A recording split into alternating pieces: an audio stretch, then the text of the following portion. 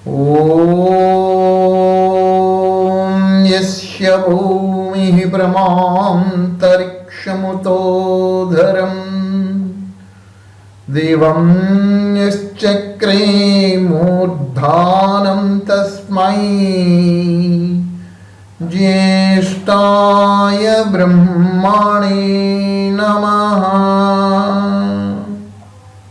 నిన్న డిస్కషన్స్లో అర్థమైంది ఏమిటి, ఏంది గ్రహించాం, నమ్మిన సిద్ధాంతం వైపుని తీసుకుని రావడాలు, ఇది ఒకటి వచ్చింది.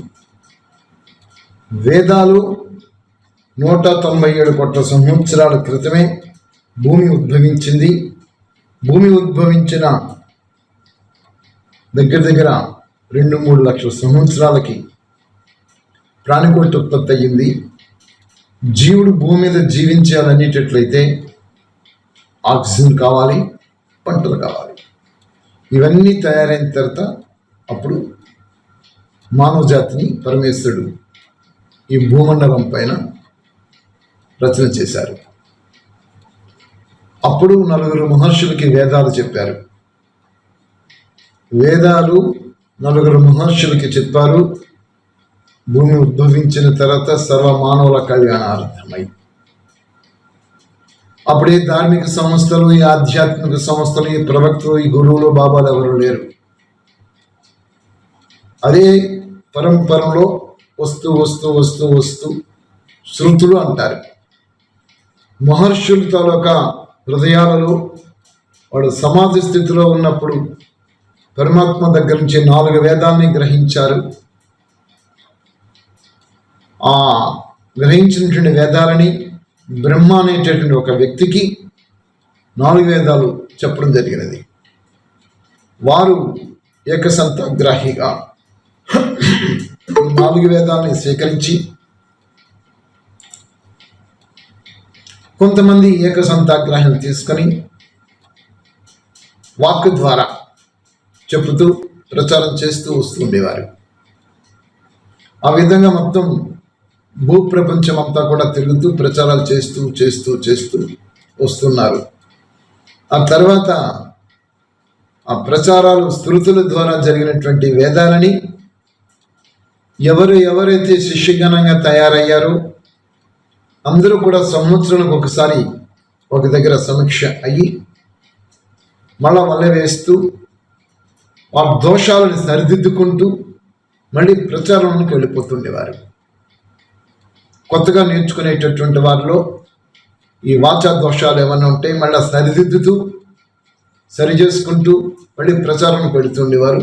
ఈ బాణి ఎలా సాగుతూ వచ్చింది. ఆ తర్వాత వీటిని తాళపత్ర గ్రంథాలు మీద గ్రంథస్థం చేయడం జరిగినది. తాళపత్ర గ్రంథాలలో వీటిని నిక్షిప్తం చేశారు. అప్పుడు ఏ ఆధ్యాత్మిక సంస్థలు లేవు. అవి అలాగ ప్రచారంలోకి వస్తూ ఈ మధ్యన పేపర్లు కనుక్కోవడము, ఆ పేపర్ మీద గ్రంథం చేయడం ఇప్పుడు వచ్చాయి. వ్యాసుల భగవారు వీరి పేరు వ్యాసం పేరు ఎందుకు వచ్చిందంటే భూమండలం అంతా కూడా ప్రచారం చేసుకుంటూ వచ్చారు కాబట్టి వీరికి ఆ వ్యాసం పేరు వచ్చింది. వీరు భూమండలం అంతా కూడా ఈ వేదాన్ని ప్రచారం చేస్తూ వచ్చేవారు కాబట్టి వ్యాస అని చెప్పేసి పేరు వచ్చింది. వ్యాసము అంటే భూమి చుట్టూ కొలత అనమాట. భూమి చుట్టూ కూడా ప్రచారం చేసేవారు. అంటే భారతదేశమే కాదు, భూమండలం అంతా కూడా వేద ప్రచారం జరిగింది. వేద ప్రచారంతో మొత్తం సర్వ మానవులు కూడా ఏకేశ్వరోపాసనతో ఆ నిరాకార పరమేశ్వరుని ఉపాసిస్తూ వచ్చేవారు. తర్వాత కాలక్రమేణా మన యొక్క దౌర్భాగ్య స్థితి, అన్నదమ్ముల మధ్యన పోర్లు వచ్చి చాలా మట్టికి మహా దివ్య పురుషులు ఆ యుద్ధ రణరంగంలో పోయారు. కొన్నాళ్ళ పాటు ఆ రాజ్య వ్యవస్థ అలాగే సాగుతూ ఆ తర్వాత సెల్ఫ్ డిక్లరేషన్ స్వతంత్ర రాజ్యాలు చేసేసుకొని ఎవరికి వారే ముక్కలైపోయారు. అయిపోయినప్పటికీ కూడా ఇదే వైదిక సాంప్రదాయంతో ఆయా భాషలలో ప్రపంచవ్యాప్తంగా ఉంటూ ఉండేవి. ప్రపంచవ్యాప్తంగా ఉంటుండేటువంటి ఈ యొక్క వైదిక సాంప్రదాయాన్ని మళ్ళా తీసుకొని మెయిన్ వేదము యొక్క ముసుగులో అర్థం చేసుకోండి అమ్మ, విషయాలు అర్థం చేసుకో తల్లి. వేదం యొక్క ముసుగులో ఆధ్యాత్మిక సంస్థలు కూడా వచ్చాయి. ఇతర మతాల్లో కావచ్చు, భారతదేశంలో కావచ్చు. భారతదేశంలో వేద సాంప్రదాయమే చెప్తున్నాము, వైదిక సాంప్రదాయమే చెప్తున్నాము, వేదాల్లో ఉన్న విషయాలు చెప్తున్నామని వైష్ణవ సిద్ధాంతము, శైవ సిద్ధాంతము, శాక్తేయ సిద్ధాంతము ఇవన్నీ కూడా వచ్చాయి. వీళ్ళు ప్రమాణంగా తీసుకునే వేదాల విషయాన్ని ప్రమాణంగా తీసుకుంటున్నారు. వీళ్ళకు అనుగుణంగా వీళ్ళు దాన్ని మరల్చుకొని చెప్పుకుంటూ వస్తున్నారు. ఇదే సాంప్రదాయాన్ని పాశ్చాత్య మతాలు కూడా తీసుకున్నాయి. నిన్న ఒక విషయంలో విషయాలు ఓపెన్ అయిపోయావు. మహర్షులు కూడా వేదాలేరా, వాళ్ళు కూడా రాసినవే కదండి, మనుషులు కదా వాళ్ళు కూడా రాసిందే అనే మాట బయటకు వచ్చేసేసింది. అంటే వేదాలని కూడా తక్కువ చేసే విధానంగా ఆ యొక్క సాంప్రదాయాన్ని పెట్టుకొని వాళ్ళు కూడా మహర్షులు చెప్పారు కదా, వాళ్ళు కూడా మనుషులే కదా రాశారు అని సాంప్రదాయం చెప్పారు. నేను దాన్ని వ్యతిరేకించలేదు సార్. ఒక విషయం మాట్లాడిన నేను ఒప్పుకుంటున్నాను. విను వీళ్ళు చెప్పింది విను. మొదటి నుంచి స్టడీ చేస్తున్నా, ఒక విధానం పట్టుకున్నావు, దాని వైపునే అదే ఫిక్సప్ అయిపోయి చెప్పుకుంటూ వస్తున్నవి తప్ప అక్కడ మోల్డ్ అవ్వలేకపోతున్నాం. మోల్డ్ అవ్వలేకుండా దాని వైపునే అదే చెప్తూ ఆ సిద్ధాంతాన్ని ఖచ్చితంగా చెప్పిస్తూ మిగతావన్నీ కలుపుకుంటూ చెప్పుకుంటూ వచ్చేస్తున్నాం తప్ప ప్రామాణికంగా ఉన్న విషయాలను గ్రహించలేకపోతున్నాం. ఇది వీక్నెస్. ఇది సరిదిద్దుకోవాలి. వైదిక వాంగ్మయం దగ్గరకు వచ్చేసేటప్పటికి, వేద సాహిత్యం దగ్గరకు వచ్చినప్పటికీ ఎవరైతే ఆధ్యాత్మిక సంస్థలు ఉన్నావో ఈ ఆధ్యాత్మిక సంస్థలన్నీ ఇక్కడ వేద జ్ఞానం తీసుకొని వాడు చెప్పుకుంటూ వస్తే, మరి మూల సిద్ధాంతాలకి వీడు చెప్తున్న సిద్ధాంతాలకి భిన్నం వచ్చేస్తుంది. ఒక్కొక్కరు విధానంలో చెప్పుకుంటూ పోతున్నారు. విశిష్టాద్వైతం వచ్చి లీలా మనుష్య శరీరం ధరిస్తున్నాడు, అది ఖండించేసింది వైదిక సిద్ధాంతం. తర్వాత శైవ సిద్ధాంతం విగ్రహ స్వరూపాన్ని ఖండించేస్తుంది వైదిక సిద్ధాంతం. ఇకపోతే శాక్తేయ సిద్ధాంతం శక్తి పరమాత్మలో ఉండినటువంటి ఆ యొక్క శక్తి ఏదైతే ఉందో దానికి వీరు రూపకల్పన చేసుకుని స్త్రీమూర్తిని చిత్రీకరణ చేసి వాళ్ళు రూపం చేసుకుంటూ వచ్చారు. అది వైదిక సిద్ధాంతం ఖండించేస్తుంది. ఇవన్నీ భారతదేశంలో జరుగుతుంది, ఇంటర్నల్గా ఉండి జరిగేటటువంటి విషయాలు. మొత్తం భారతదేశం అంటే ఒక భారతదేశమే భారతదేశము కాదు, ప్రపంచమే ఒకప్పుడు భారతదేశంగా ఉంటుండేది ఏకఛత్రాధిపత్యంతో. అప్పుడు వైదిక విధానం వేదం అంతా విశ్వవ్యాప్తమవుతూ ఉండేది, వేద జ్ఞానం. ఆ తర్వాత విభజన జరిగిపోయిన తర్వాత, చీలుకుపోయిన తర్వాత అక్కడ ఉండేటటువంటి వాళ్ళను ఈ వేద జ్ఞానం తాలూకా విషయాల బుద్ధులలో ఉండేటటువంటి కారణంగా అవి కలుపుకొని కొత్త మతాలను సృష్టించుకున్నారు. అలా సృష్టించుకునే మతాల నుంచి వచ్చింది ఇస్లామిక్ ధర్మం కావచ్చు, క్రిస్టియన్ ధర్మం కావచ్చు, ఇంకా అందులో చాలా ధర్మాలు ఉన్నాయి అక్కడ. అవి ఇంకా పెద్దగా ప్రబలం అవ్వలేదు. ఈ రెండు బాగా ప్రబలమయ్యాయి. అందులో కూడా తెగలు వచ్చాయి. అందులో చెప్పింది ఏకేశ్వరోపాసనే, క్రిస్టియన్ చెప్పింది ఏకేశ్వరోపాసనే, బైబిల్ ఖురాన్ చెప్పింది ఏకేశ్వరోపాసనే, భారతదేశం చెప్పింది ఏకేశ్వరోపాసనే. కానీ విభిన్నమైన విధానాలు సంప్రదాయాలతో చీలుకు అయిపోయి ఎవరిది వాళ్ళకి గొప్పగా చెప్పుకుంటున్నారు. అందులో అలా చెప్పారు కదా, అది కరెక్టే కదా అని స్వీకరించవచ్చు. కానీ వైదిక విధానం దగ్గరికి వచ్చినప్పటికీ, వైదిక మూల సిద్ధాంతాల దగ్గరికి వస్తే ఇవేమి కూడా స్వీకరించడానికి వీలు లేదు. ఒక వేదాన్ని స్వీకరించాలి. వేదం తప్ప ఇంకొకటి కూడా ఏది లేదు. ప్రతి దానిలోనూ కూడా ఈ మానవుల చేత రచన జరిగినటువంటి గ్రంథాలు అన్నింటిలోనూ కూడా దోషాలు ఉన్నవి. దోషాలు లేనటువంటి ఆ ప్రక్షిప్తాలు చేరిపోయాయి ఇందులో కూడా చెప్పుకుంటూ వచ్చారు. ప్రక్షిప్తాలు చేరిపోవడానికి అసలు ఆ గోళలోనికి ఎందుకు వెళ్ళాలి? ఏ ప్రక్షిప్తములో లేనటువంటి యథార్థ సత్యమైనటువంటి గ్రంథం ఉందనేటప్పటికీ చాలామంది అంతకుముందు మహర్షి దయానంద సరస్వతుల వారే కన్నా ముందు రాసిన తప్పులున్నవే కదా అని దాన్ని సపోర్ట్ చేసుకుంటూ దీన్ని ఖండించే విధంగా భాషను బయటకు వచ్చేసింది. ఇవన్నీ మేము యాక్సెప్ట్ చెయ్యమమ్మా. మేము నమ్మిన సిద్ధాంతం వైదిక విధానము, మిగతావన్నీ కూడా అన్ని ధర్మాలు కూడా వేద విధానాలతో ముసుగులని అన్ని ఆధ్యాత్మిక ధార్మిక సంస్థలు ఉన్నవి. ఆ మంత్రాలు కలిసి ఉండొచ్చు, ఈ మంత్రాలు కలిసి ఉండొచ్చు, అవి కలిసి ఉండొచ్చు, ఈ భాషలు కలిసి ఉండొచ్చు అని చెప్పుకుంటూ వచ్చేస్తున్నారు. ఇవన్నీ వైదిక సిద్ధాంతానికి మాకు విరుద్ధము, మేము యాక్సెప్ట్ చెయ్యము. మేము యాక్సెప్ట్ చేసింది ఒక్క పరమాత్మ మీద యథాతథంగా ఏదైతే ఉందో వేదం ఉందో అదే యాక్సెప్ట్ చేస్తున్నాం. మిగతా విషయాలు అన్ని ఆధ్యాత్మిక సంస్థల సాంప్రదాయాలు తీసుకుని వస్తే మాంసభక్షణ ఆధ్యాత్మిక సంస్థలో కనబడుతున్నవి. వేదాల మా ఆధ్యాత్మిక సంస్థ వేదాలు తీసుకొచ్చి మాంసభక్షణ లేదు, అక్కడ ఖండితమైపోయింది. నేను అడిగినట్లయితే అల్లా పరమాత్మ సర్వవ్యాపి కదా అని అన్నారు, అంటూ చూపించావు, చాలా సంతోషం. ఆ భాష ఎప్పుడొచ్చింది? 1400 సంవత్సరాల క్రిందట ఈ ఆధ్యాత్మిక సంస్థ బయటకు వచ్చింది. ఆ ప్రవక్త రాసుకుంటూ వచ్చేసారు. ఆ ప్రవక్త పూర్వీకులందరూ కూడా ఏకేశ్వర పాసనతో ఉండేవారు. వాళ్ళందరికీ జ్ఞానం ఎక్కడుందంటే వైదిక జ్ఞానమే. ఆ రాసిన దాని విధానంలో రకరకాల విధానంతో రాసుకుంటూ వచ్చేసారు. ఇవన్నీ మేము ఖండిస్తున్నాం, మేము యాక్సెప్ట్ చెయ్యము. మేము యాక్సెప్ట్ చేసింది ఒకటే, అందులో మళ్ళీ మాటలు మీ నుంచి బయటకు వచ్చాయి. అక్కడ దేవుడు ఉంటాడు, ఎక్కడో దేవుడు ఉంటాడు, అంతమంది దేవుళ్ళు ఉంటారు, దేవుడు అని ఒక్కడే కదా. ఎస్, యాక్సెప్ట్ చేస్తున్నాం. దేవుడు అనేది వాడు ఒక్కడే. దేవుడి దగ్గర నుంచి వచ్చిన జ్ఞానము ఒక్కటే, అదే వేద జ్ఞానము. ఇన్ని రకాల మనుషుల చేత జ్ఞానం చెప్పలేదు, ఈ ప్రవక్తల చేత జ్ఞానం చెప్పలేదు. అలాగా అక్కడ ప్రవక్తల ద్వారా జ్ఞానం చెప్పినట్లయితే అక్కడ ఎలాగైతే విభేదాలు వచ్చి కూర్చున్నాయో భారతదేశంలో కూడా అలా విభేదాలు వచ్చి కూర్చున్నాయి. జ్ఞానంలో ఇష్కాన్ వాళ్ళు ఉన్నారు, ఆ కృష్ణునే పరమాత్మ నుంచి ఖచ్చితంగా వాళ్ళు ఖండించి వాళ్ళు చెప్పుకుంటున్నారు. దాన్ని ఖండిస్తుంది వేదం. వైష్ణవ సిద్ధాంతం వచ్చింది, లీలా మనుష్య శరీరం ధరించుతున్నాడు అని చెప్పేసి అంటున్నారు. వైష్ణవ సాంప్రదాయం విశిష్టాద్వైతం, దాన్ని ఖండిస్తుంది వేదం. అక్కడెక్కడ కాదు, అన్ని మతాలని కూడా వాళ్ళ విధానాలతో వాళ్ళ జ్ఞానాలతో వేద మంత్రాలతో కలుపుకొని అన్ని కలగాపులం చేసుకొని ప్రచారం చేసేస్తున్నారు. నిన్న మన ఒక ఆయన యూట్యూబ్ పంపించారు నాకు పోస్ట్ని. యేసు ప్రభు అల్లాలో ఉన్నాడు, అగ్ని యేసు ప్రభు దర్శించాడు, వాళ్ళ నోటికి దోచింది అనకూడదు శివ, వాళ్ళ నోటికి దోచింది వాళ్ళు చెప్పుకుంటూ చేసేస్తున్నారు, వేదాన్ని కలుపుకుంటూ వస్తున్నారు. వేద జ్ఞానం కలపడం ఏంటి? ఇది దౌర్భాగ్య స్థితి. వాళ్ళ జ్ఞానాలు వాళ్ళు చెప్పుకోవచ్చు. కాబట్టి మేము ఈ విధమైనటువంటి జ్ఞానానికి దాన్ని కంపేర్ చేసే జ్ఞానానికి మేము యాక్సెప్ట్ చెయ్యము. మేము యాక్సెప్ట్ చేసేటటువంటిది ఒక్క వైదిక నాలెడ్జే. వేదంలో ఏం చెప్పాడు అదే మాకు శిరోధార్యము. దీనితో మిగతా ఆధ్యాత్మిక సంస్థలు కంపేర్ చేసే జ్ఞానము మాకు అవసరం లేదు. మాకు కావలసింది పరమాత్మ జ్ఞానం చెప్పింది వేద జ్ఞానమే. అలాగే ఇంకొక ఆధ్యాత్మిక సంస్థ వచ్చింది, వేద జ్ఞానము వేదసారమే చెప్తున్నది, బ్రహ్మకుమారి సోమశాంతి. వీళ్ళు చెప్పే జ్ఞానం చూస్తే వేద జ్ఞానం చెప్తున్నారు కానీ వేదాలు మేము సారం కాదని మేము చెప్పడం లేదేంటిది, సర్వవ్యాపి కాదని వీళ్ళు ఖండించేసేసుకుంటున్నారు. ఎవరికి తోచిన ఈ ఫౌండర్స్ వాళ్ళు చెప్పుకుంటూ పోతున్నారు. ఓవరాల్గా ఈ జ్ఞానాలన్నింటినీ మేము యాక్సెప్ట్ చెయ్యం తల్లి, అవి మాకు అవసరం లేదు.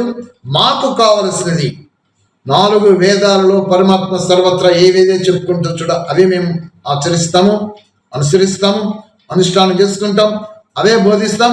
దీన్ని ఇంకో దాంతో మేము పోల్చి మేము చెప్పం. వాళ్ళెవరూ వేదాలతో పోల్చి చెప్పాల్సిన పని కూడా మాకు లేదు. వాళ్ళు ఎవరైనా ఇష్టం ఉంటే వైదిక ధర్మంలోనికి రావచ్చును, వేద ధర్మంలోనికి వచ్చి ఇక్కడ చెప్పే విధానాల్ని ఆచరించుకొని ఉపాసన చేసుకొని ఈ విధానాన్ని ఆచరించవచ్చు. కాబట్టి మిగతా ధర్మం తాలూకా విషయాలని వేదాలతో కంపేర్ చేసే అర్హత ఎవరికి కూడా లేదు. చెప్పగలను ఇష్టమైనట్లయితే వేదంలో గురించి వేద ప్రచారం చేయాలి, అంతేగాని ఆ ఇస్లామిక్ ధర్మాన్ని వైదిక ధర్మం తీసుకొచ్చి చెప్పడం, పోల్చి చెప్పడం అది మేము ఖండిస్తున్నాం. క్రిస్టియన్ ధర్మాన్ని వైదిక ధర్మంతో తీసుకొచ్చి చెప్పడం ఇది ఖండిస్తున్నాం. అన్ని ధర్మాలు మాకు అవసరం లేదు, మాకుండే ధర్మం ఒక్కటే, ఇదే సత్యం, ఇంతకు మించి ఇంకేది కూడా లేదు. ఇంకా మిగతా విషయాలు మాకు అనవసరం. అది నేను చెప్పదలుచుకున్నది. ఏ విషయాలతో కూడా పోల్చి ఇక్కడ చెప్పవద్దు. ఏ ఆధ్యాత్మిక సంస్థను కూడా పోల్చి ఇస్లామిక్ ధర్మం, ఎస్పెషల్ ఇస్లామిక్ ధర్మాన్ని, క్రిస్టియన్ ధర్మాన్ని, ఈ ధర్మాలు మాకు అనవసరము. ఆ ధర్మాల్లో దేవుళ్ళు వాళ్ళు చెప్పుకుంటూ పోనివ్వండి, అది మనం చెప్పాల్సిన పని లేదు. అందులో చాలా కాంట్రవర్సీస్ జ్ఞానం ఉన్నది. వేదం దగ్గరికి వస్తే ఏ విధమైన కాంట్రవర్సీ జ్ఞానం లేదు. మొదటి అగ్ని ఋగ్వేదంలో ఉన్న మొదటి సూక్తం దగ్గర నుంచి అథర్వవేదం లాస్ట్ సూక్తం వచ్చేంత వరకు కూడా ఒకదానికి ఒకటి పొందుపరుచుకుంటూ చక్కగా వివరణ చెప్పుకుంటూ ఆ పరమేశ్వరుడు సర్వ మానవుల కళ్యాణార్థమై చెప్పేశారు. ఇష్టం ఉండినట్లయితే వైదిక జ్ఞానం స్వీకరించి వైదికులుగా మారాలి, అంతేగాని ఆ మతాల తాలూకా జ్ఞానాన్ని ఇక్కడ ఏ విధంగా కూడా పెట్టడానికి, పోల్చి చెప్పడానికి ఇక్కడ నేను యాక్సెప్ట్ చేయను, ఏ పండిత లోకం కూడా యాక్సెప్ట్ చేయదు. అది ఓం నమః. సరే, ఇప్పుడు మనం చెప్పుకుందాం వేద విషయాలు. ముందు పరమాత్మ గురించి చెప్తుందాం. యజుర్వేదంలోనూ 13:4. యజుర్వేదంలోనూ 13:4. ఓం హిరణ్యగర్భః సమవర్తతాగ్రే గోతస్య జాతః పతిరేక ఆసీత్ సదాధార పృథివీంద్యాముతే మాం కస్మై దేవాయ హవిషా విధేమా. ఇంకొక చిన్న గుర్తుకొచ్చింది. అమ్మ విశాలి, నీలో మంచి తెలివితేటలున్నవి, వాక్చాతుర్యం ఉన్నది. ఎదుట వాళ్ళని నువ్వు పట్టిన సిద్ధాంతాన్ని ఒప్పించి నీ దారికి తెచ్చుకునేటువంటి జ్ఞాన ప్రతిమ కూడా ఉన్నది. నువ్వు ఏం చదువుకున్నా నిన్ను మొదటి నుంచి పరిశీలిస్తే ఉపనిషత్తులు చదవలేదు, దర్శనాలు చదవలేదు, పాణిని సూత్రాలు చదవలేదు, వ్యాకరణం చదవలేదు, ఛందస్సు చదవలేదు, ధాతుపాఠం చదవలేదు, నిరుక్తం చదవలేదు, నిఘంటు చూడలేదు, మహాభాష్యం చూడలేదు. నీకుండేటువంటి జ్ఞాన పరిధిలో నువ్వు నేర్చుకునే విధానంతో నువ్వు చెప్పుకుంటూ వచ్చేస్తున్నావు. మేము ఇవన్నీ చూసిన తర్వాత నువ్వు మమ్మల్ని ఒప్పించడానికి ప్రయత్నం చేస్తున్నావు. మేము ఒప్పుకోము, మేము యాక్సెప్ట్ చెయ్యము. నువ్వు అవన్నీ చదివిన రోజున అప్పుడు నువ్వు మాట్లాడితే అప్పుడు యాక్సెప్ట్ చేస్తాం. అంతవరకు కూడా ఆ విషయాన్ని కూడా డిస్కషన్స్ రూపంలో అనవసరం. యజుర్వేదము 13:4. ఓం హిరణ్యగర్భః సమవర్తతాగ్రే భూతస్య జాతః పతిరేక ఆసీత్ సదాధార పృథివీంద్యాముతే మాం కస్మై దేవాయ హవిషా విధేమా.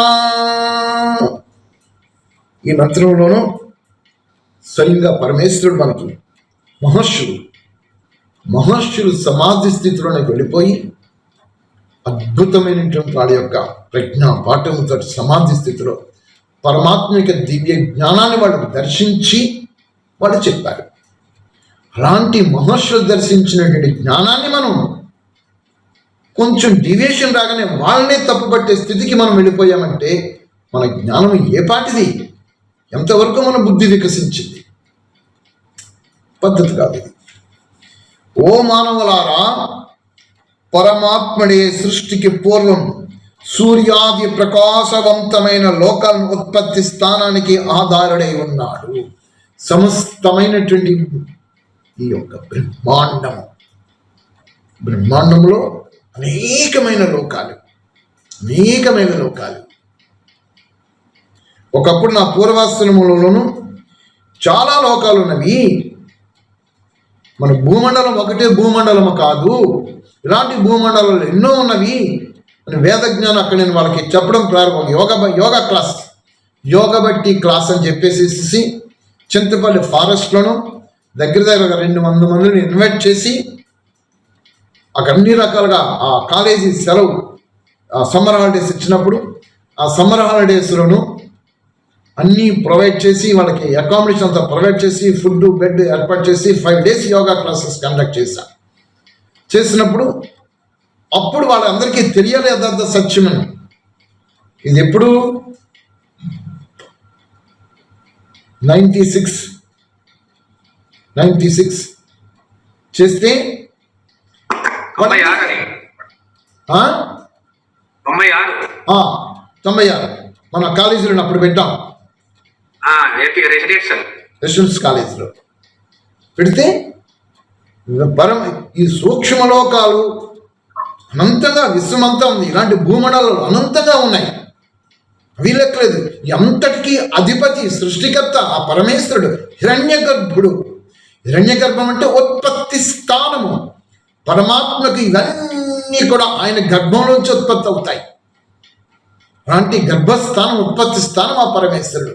ఈ భూమండలం ఇలాంటి భూమండలం చాలా ఉన్నవని చెప్తే అక్కడ ఆ ఆర్గనైజేషన్లో ఉండినటువంటి సీనియర్స్ అందరూ కూడా నన్ను వ్యతిరేకించారు, నన్ను ఖండించారు. అప్పుడు వాళ్ళకి చెప్పినటువంటి వాళ్ళవన్నీ విని ఎంత మైకున్నారు పిల్లలు వీళ్ళు, ఇప్పుడు ఈ వీళ్ళకి జ్ఞానం అర్థమవుతుంది, ఎప్పుడు వీళ్ళు అర్థం చేసుకుంటారు అని శుభభాన్ పెట్టి నూరును చూడుకున్నాం. అనవి కాని చోట అధికులమనరాదు. వాళ్ళ జ్ఞానం అంతవరకే వికసించింది, వాళ్ళ మైండ్స్ అంతమించి ఎక్కువ వికసించలేదు. సరైన ఆగిపోయారు. Morning yoga exercise classes conduct చేస్తే ఈ భాస్కర్ అన్నయ్య గారు అన్ని హఠయోగాలు నేర్పిస్తున్నాడు అని ఇది కూడా ప్రచారం చేశారు. యోగ మార్గములో యోగం అనేటప్పటికల్లా ఫిజికల్ ఎక్సర్సైజ్ కావాలి, సోల్ ఎక్సర్సైజ్ కావాలి. యోగం అనేటప్పటికి 2 బ్రాంచెస్. శరీర ఆరోగ్యాన్ని సరి చేసుకోకుండా యోగం చేసుకుంటాను అంటే ఈ బాడీ మెల్లమెల్లగా డ్యామేజ్ అయిపోతుంటాయి. అప్పుడు దీన్ని వ్యతిరేకించారు. ఆ తర్వాత ఓంకార సాధన చేయాలి అంటే ఆ 5 డేస్లో నేను ప్రోగ్రామ్ డిజైన్ చేసి ఎక్స్ప్లెయిన్ చేస్తుంటే ఓంకారాన్ని ఉచ్చరించాలి, ప్రణవనాదం చేయాలి. ఈ విధంగా ప్రణవం చేసే ఉచ్చరణ విధానం మార్గం ఇది. దీనివల్ల ఈ రకాల లోపల ఇంటర్నల్గా మార్పులు వస్తాయి అని చెప్తే దాన్ని వ్యతిరేకించారు. అంటే వాళ్ళ తాలూకా మైండ్ సెటప్ అంతవరకే ఎక్స్టెండ్ ఆగిపోయింది, బియాండ్ దట్ వెళ్ళలేకపోతున్నది. కారణము క్లచెస్, ఆ బుద్ధులు అంతవరకే పట్టి ఉన్నవి, అంతకుమించి బయటికి రావటం లేదు. రాకపోవడానికి కారణం మీరు వేదాలు ఏ సర్వశాస్త్రాలు చదవాల్సిన పని లేదు అనే ఆంక్షలు. అదే ఆంక్షలు అన్ని ఆధ్యాత్మిక సంస్థలలో ఉన్నవి. ఎవరు ఆ యొక్క ఫౌండర్ చెప్తున్నాడు, ఆ చెప్తున్న ఫౌండరు ఇంకేం అవసరం లేదు, నేను చెప్పిందే మీరు చదువుకుంటూ వెళ్ళండి, ఇదే మీకు చాలు అంటే భయము లేదా ఆ క్లచెస్లో ఇరికించేసి బయటికి వెళ్ళనివ్వకుండా నొక్కిపెట్టి ఉంచడం. అలాగ కాకుండా ఆత్మ ఎప్పుడూ కూడా జ్ఞానార్జనలో ఆధ్యాత్మిక మార్గంలో కాంప్రమైజ్ అవ్వకుండా అన్నిటినీ సమీకరించుకుంటూ చూసుకుంటూ ప్రమాణములతో చూసుకుంటూ వెళ్తూ రావాలి. నేను చేసిన పని అదే, దేనిని యాక్సెప్ట్ చెయ్యను. నేను ఎవరు ఏం చెప్తున్నా ఫస్ట్ యాక్సెప్ట్ చేసేస్తాను. నేను ప్రమాణంతో చూసుకుంటాను. ప్రమాణములు అనేటటువంటిది 8 రకాల ప్రమాణములు. ప్రత్యక్ష ప్రమాణము, శబ్ద ప్రమాణము, అనుమాన ప్రమాణము, ఉపమాన ప్రమాణము, ఐతిక ప్రమాణము, అత్తాపత్య ప్రమాణం, భావము అభావము. ఇన్ని రకాల ప్రమాణములతో ఆధ్యాత్మిక సంస్థలు చెప్తున్న జ్ఞానం చూస్తే అన్ని రౌండప్ చేయాలి. అన్ని మూల సిద్ధాంతానికి భిన్నముగానే ఉన్నవి. మూల సిద్ధాంతం తాలూకు ఉండే కొన్ని విషయాలు తీసుకొని ఈ ఆధ్యాత్మిక సంస్థలు అన్ని ప్రబలమవుతూ ప్రజలలోనికి ప్రచారం చేసుకుంటూ వచ్చేసేసాయి. ఇవేమి ముట్టుకోవాల్సిన పని లేదు. మూలం ఉంది కదా ఇక్కడ వేదము. వేదాన్ని పట్టుకోవాలి కదా. వేదము చెప్పింది స్వయం పరమేశ్వరుడు చెప్పాడు.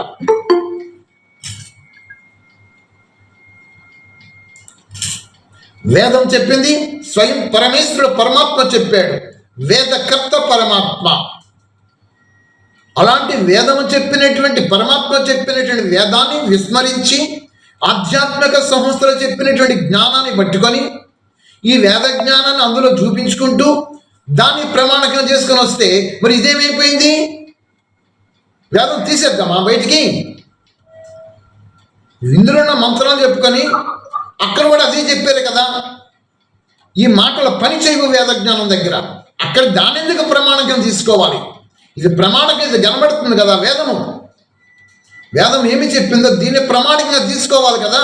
దీన్ని తీసుకోవడం మానేసేసి దాన్ని యాక్సెప్ట్ చేసుకొని వస్తే మరి అందరూ వేద మాటలు ఎందుకు పెట్టడం? తీసి పడేయండి వేద మాటలు కూడా. వేద మంత్రం కూడా తీసి పడేయండి బయటికి. వాళ్ళ జ్ఞానాన్ని చెప్పుకుంటూ రావాలి. అప్పుడు ఓ ప్రక్క నుంచి వేద జ్ఞానం చెప్తున్నారు, వేదం కాకుండా దాన్ని పట్టుకుని దాని ప్రమాణం చెప్తున్నారు. ఇదేమి జ్ఞానం? ఇది నథింగ్. ఇలాంటి పనికి రావు.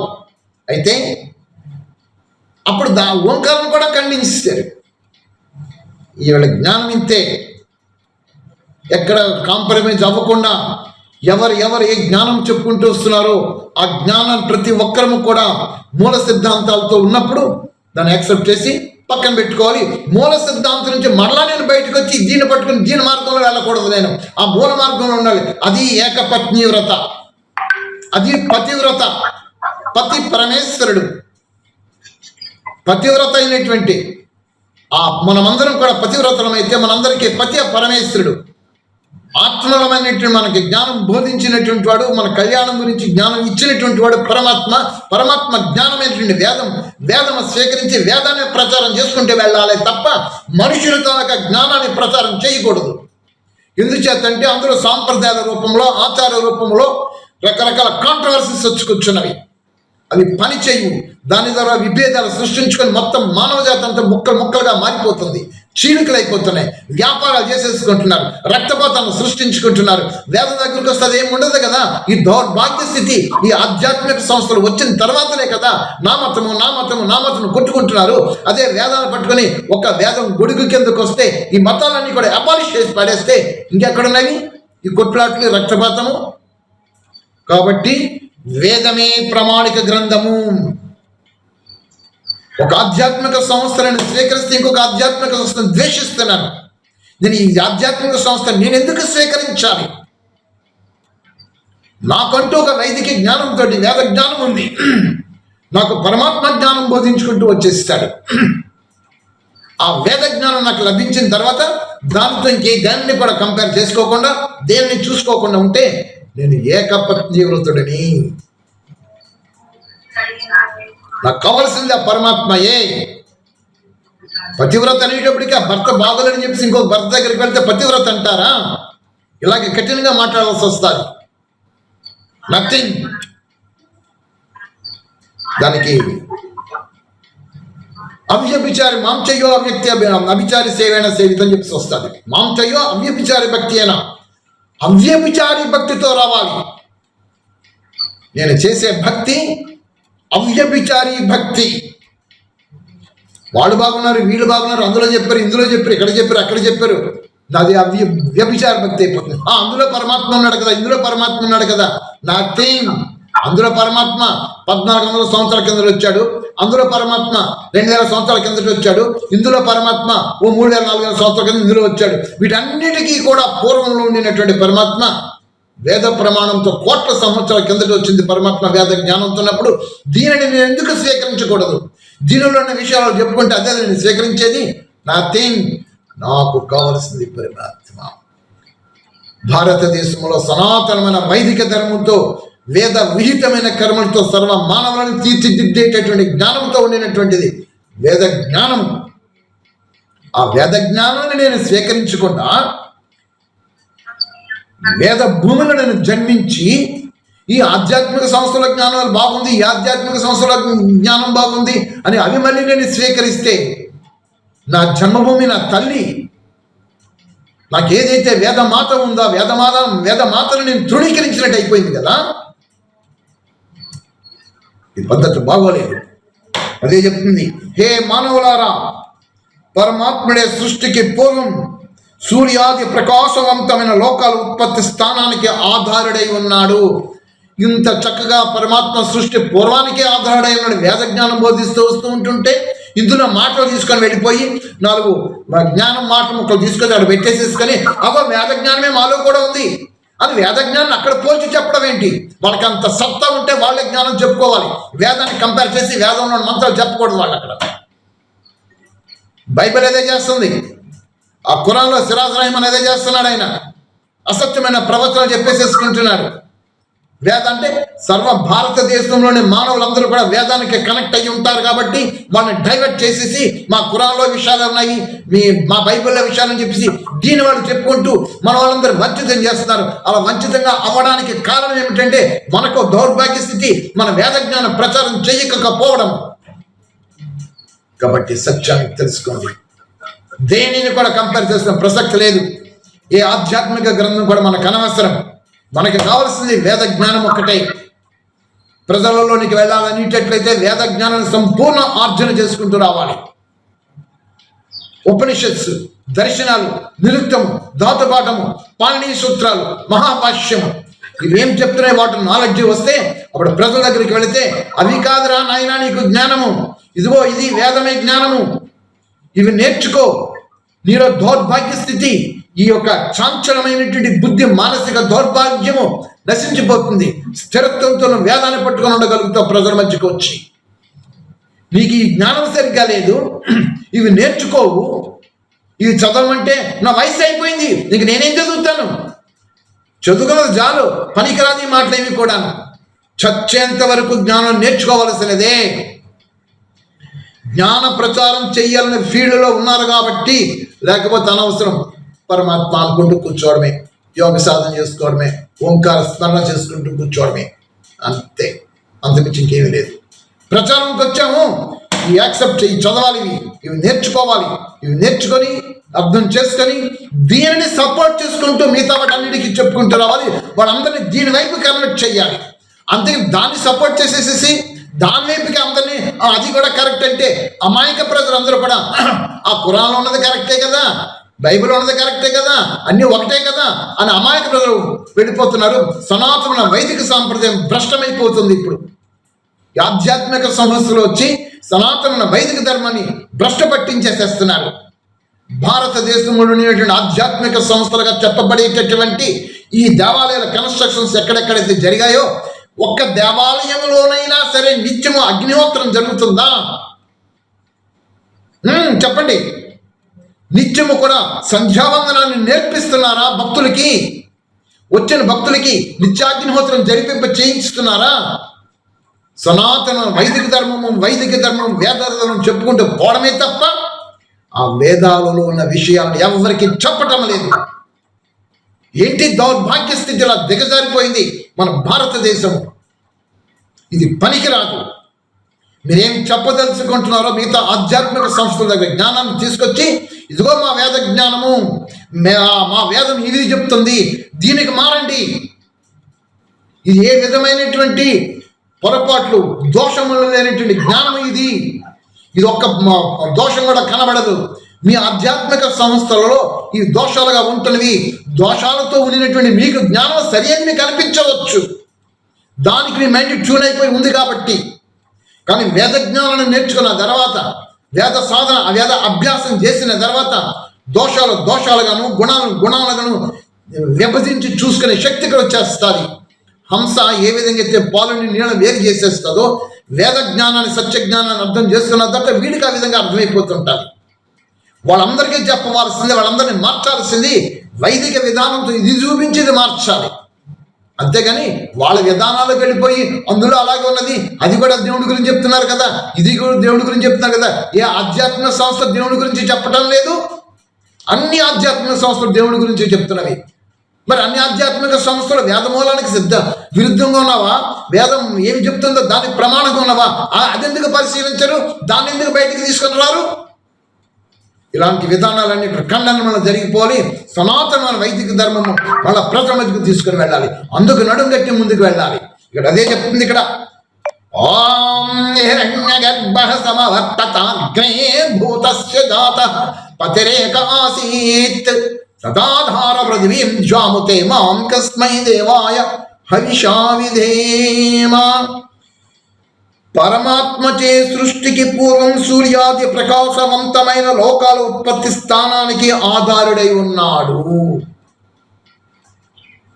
ఉత్పన్నం అయిన దానికి, అవుతున్న దానికి, కాగల దానికి అతడే స్వామి అయి ఉన్నాడు. ఉండెను, ఉండగలడు. అతను తప్ప ఇంకెవడైనా ఉన్నాడా? ఇవే కదండి అక్కడ కూడా చెప్తున్నారు. దానికి ఆర్యన్ ఎక్కడి నుంచి వచ్చింది? అది ఎప్పుడు వచ్చింది? ఎంతోమంది ప్రవక్తలు పంపించారు. అయితే భగవంతుడు చెప్పిన జ్ఞానం పక్క తీసి పడేద్దామా మనము? ఇది వద్దా మనకి? ఇంకా ఏమిటి తెలివితేటలు? ఇది సిద్ధాంతం సరైనది కాదు. పృథ్వీ మొదలుకొని సూర్య లోక పర్యంతము గల సృష్టినంతా రచించి అతడే ధరిస్తున్నాడు. ఆ సుఖ స్వరూపుని పరమాత్మని మేము భజించిన విధముగా మీరు కూడా భజించుడు. క్లియర్గా కృష్ణుగా చెప్పేస్తారు. వాళ్ళకి నచ్చింది వేద మార్గంలోకి రమ్మనండి.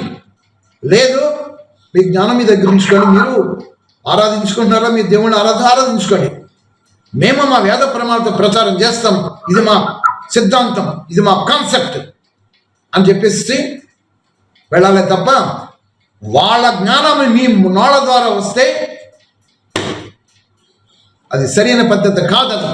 మీ ద్వారా పరమాత్మ ఏం చెప్పాడో అదే జ్ఞానం రావాలి. అప్పుడు మీరు సత్యవ్రతలు అవుతారు.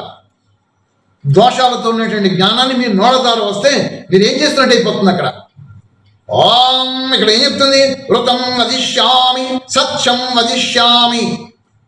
నీ గురించి శాస్త్రము వేదం ఏం చెప్పిందో అదే వచిస్తాను, సత్యమే చెప్తాను, సత్యమైనటువంటి పరబ్రహ్మం నీవే ప్రత్యక్ష స్వరూపుడని చెప్తాను అని సత్యాన్ని వచిస్తానని చెప్తున్నప్పుడు ఇక్కడ నేను దోషాలతో ఉండినటువంటి జ్ఞానాన్ని నేను ఎందుకు వచించాలి? ఆ దోషాలు నాకు దోషాలు కాకుండా వాళ్ళకి మంచిగానే కనబడుతుంటుంటవి, కానీ నాకు అందులో నుండి వ్యతిరేకత కనబడిపోతుంది. మాంసభక్షణం చెయ్యవచ్చు అని అక్కడ ఉంది, మాంసభక్షణం నిషిద్ధమని ఇక్కడ ఉంది. ఇక్కడ దీనికి ఏం చెప్తాం? కాబట్టి వీటన్నిటికీ స్వస్తి పలికేద్దాం. వేదములలో ఏది జ్ఞానమైతుందో అదే చెప్పుకుంటూ మన జీవితాలని ఉద్ధరించుకుంటూ ఉన్నత స్థితిని గతిని ప్రాప్తం చేసుకుందాం. ఓకే, సమయం కూడా అవుతుంది. ఓం నమః. ఓం శాంతి. విశ్వేశ్వరరావు గారు ఏం చెప్తారా sir? Voice mic mic sir, mic sir. Sir sir ఏం లేదు సార్. ఓకే, ఇంటి శాంతిబాబు చెప్పినా సార్. చెప్పండి సార్. చెప్పండి సార్.